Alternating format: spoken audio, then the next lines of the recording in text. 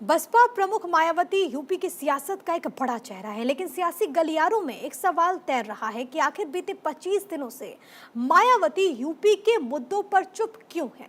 आखिर मायावती यूपी की घटनाओं पर कुछ बोल क्यों नहीं रही। आखिर मायावती साइलेंट मोड में क्यों है। इन तमाम सवालों को तलाशते हुए इस खबर की परत दर परत पड़ताल करते हुए एक रिपोर्ट हमने तैयार की है, वो आपको दिखाते हैं।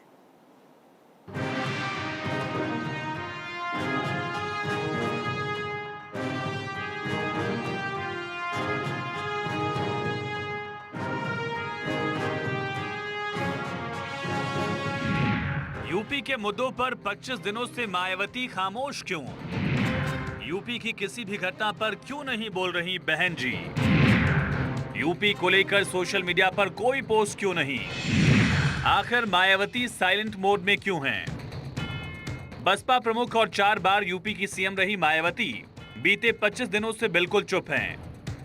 मायावती यूपी के किसी भी मुद्दे पर ना तो बोल रही हैं, ना ही सोशल मीडिया पर अपनी कोई प्रतिक्रिया दे रही हैं। आखिर ऐसा क्यों है? क्यों मायावती चुप हैं? जिस प्रदेश की वो 4 बार मुख्यमंत्री रही, वहां की घटनाओं पर ये चुप्पी कई बातों की ओर इशारा कर रही है। बीएसपी से जुड़े सूत्रों की माने तो 5 राज्यों के चुनाव की वजह से मायावती इन दिनों यूपी में कम सक्रिय हैं। लेकिन 5 राज्यों की जिम्मेदारी तो मायावती ने अपने भतीजे आकाश आनंद को दे रखी है।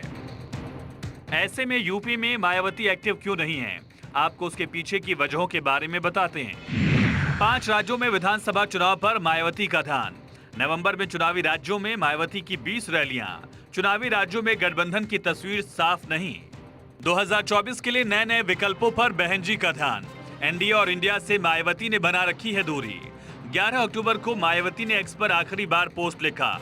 इस पोस्ट में रामगोपाल यादव से मुलाकात का किया खंडन। कांग्रेस और सपा के आपसी टकराव पर बसपा की नजर।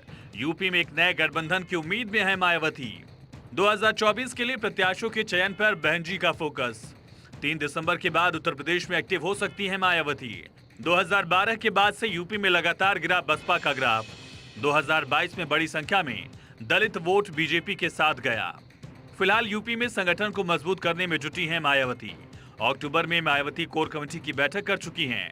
80 लोकसभा सीटों पर प्रत्याशियों से मांगे गए आवेदन। कोऑर्डिनेटर से फोन पर खुद बात कर रही बहन जी। मायावती भले ही 25 दिनों से कोई स्टेटमेंट ना दे रही हों, लेकिन दावा है कि अंदर अंदर बैठकों का सिलसिला लगातार जारी है। संभावित प्रत्याशियों से मायावती खुद मुलाकात कर रही हैं।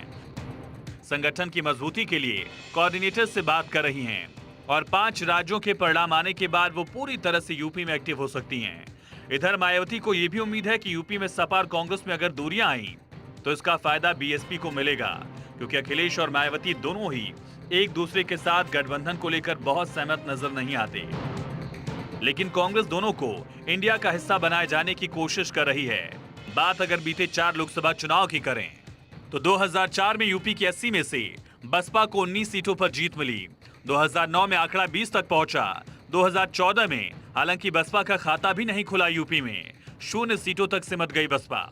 और 2019 में समाजवादी पार्टी से गठबंधन करके 38 सीटों पर चुनाव लड़ा बसपा ने, 10 सीटों पर जीत मिली। लोकसभा के साथ अगर यूपी के विधानसभा चुनाव की बात करें तो 2007 में पूर्ण बहुमत की सरकार बनाने वाली मायावती की पार्टी आज एक विधायक पर सिमट गई है। 2007 में 206 सीटों पर जीत के साथ मायावती उत्तर प्रदेश में चौथी बार मुख्यमंत्री बनी। हालांकि 2012 में 80 सीटों पर बीएसपी को जीत मिली। यूपी में मुख्य विपक्षी दल बना बसपा। 2017 में 19 सीटों पर जीत। वहीं 2022 विधानसभा चुनाव में बसपा को सिर्फ 1 सीट पर जीत मिली। हालांकि वोट प्रतिशत 12.81% था।